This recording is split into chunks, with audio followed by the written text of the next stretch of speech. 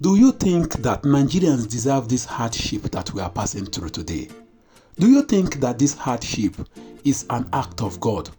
Did we really deserve the hardship that we are passing through, considering the enormous resources we have in this country? There is a statement made by one of the top pastors in Nigeria that I will want us to look at today. But before we continue, let me present the report to you. At the end, we both will analyze what that pastor said in this report. Nigerians deserve what they are going through. Apostle Johnson Suleman, the senior pastor of Omega Fire Ministries, Apostle Johnson Suleman, has attributed current economic hardship to poor decisions made during the 2023 presidential election. Suleman made the assertion during Tuesday and Wednesday's two-day recovery conference 2025 in Bauchi State. The Daily Post reported Thursday. Ahead of the event, he paid a courtesy visit to the government house where he met the governor, Bala Mohammed. While commending Mohammed for his leadership and hospitality, Suleman described him as a man of honor and prayed his continued prayers for the state's progress. Senior pastors, including Dr. Kingsley Aiwe, accompanied him. However, speaking with journalists at the government house, Suleman didn't mince words about the nation state, blaming Nigerians for their electoral choices. What Nigerians are going through is partly what they deserve. Before the election, we cried out, we screamed, we yelled. The man, President Bola Tinubu, who came into leadership, had no manifesto, just a sense of entitlement with "It's my turn" mantra, Suleman declared. He criticized Tinubu's administration for poor policy decisions and the mismanagement of the country's oil sector. The oil sector has been plundered. In the next 10 to 15 years, I don't think Nigerians will recover from the damage. Now, all we can do is pray, he lamented. Suleman urged Nigerians to reflect on their voting decisions ahead of the 2027 elections, cautioning if they have suffered enough by then, perhaps they will make better decisions. Echoing Suleman's concerns, Mohammed also took a swipe at Tinubu's policies, warning of their potential to harm the nation irreparable. Tinubu's policies don't have a clear vision and are taking us to the road to perdition and destruction. That is why when I talk about tax reforms, it is not because I don't want reform, but because I want reform that will have a national impact. I don't have anything against the president, but respect, Mohammed said. The governor vowed to continue criticizing federal government policies as long as they shortchange Nigerians. Nigerians deserve better, and I will not shy away from pointing out these shortcomings, the governor maintained. Thank you. That was Governor Bala Mohammed and Apostle Johnson Suleman. You heard the both of them. And according to Suleman, he said Nigerians deserve what they are passing through today. To an extent, I will give Suleman 60% or I'll give him 70%, because I am not in total support that Nigerians actually deserve what they are passing through, because not all Nigerians voted for Tinubu.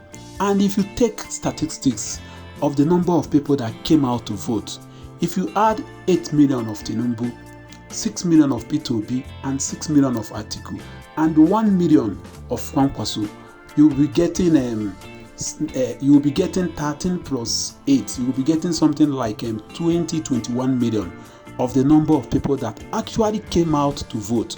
And if we are 200 or over 200 million and 21 million voted, and out of that 21 million, 8 million voted for Tinubu, to an extent, I will be giving Suleman 60%, because most Nigerians did not vote. Again, I will also give it to Suleman, because had it been everybody came out to vote, this is one issue that we have in this country. Whenever it comes to election time, You see people shying away to go and vote. You see people will not go to get their voters card. Though INEC also have a hand in this, because so many of us that registered to vote, they never gave us voters card. Even those that got voters card, on that day they broke out somebody's head. So many people were asked not to vote. So many people were turned back. That day you witnessed ballot paper snatching. You saw destruction of ballot paper here and there. So to an extent, I will give it to Suleman. But do we really deserve what we are passing through today? I am going to say no. We don't deserve what we are passing through today, because INEC is not helping matter. I think it is high time the government of the day must stop appointing INEC. Oh yes, the government of the day must stop appointing INEC. INEC should be appointed by the people, because so far you have the INEC officer being appointed by the president. You can never have a free and fair and credible election in this country. Quote me anytime, any day. The government of the day must stop appointing INEC to that position.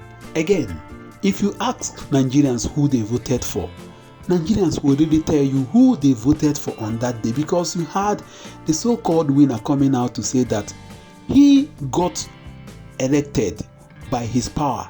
He told the Northerners that you guys never gave me the presidency. I got the presidency by myself. So you see that you cannot take it to the people and say that they are the one that caused what they are passing through today. Okay, let us see it from another angle. If you go to all the states in this country today, there is no state in Nigeria that don't have natural resources. Virtually all the states in this country have natural resources.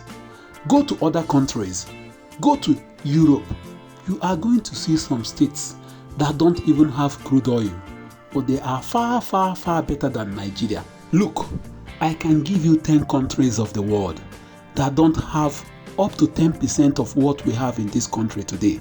Even arable land. So many countries don't have what we have in this country today.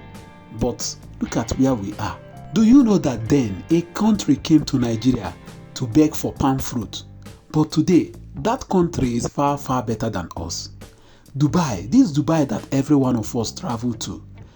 In the 90s, they were here begging us to assist them. Look at where Nigeria is today, and look at where Dubai is.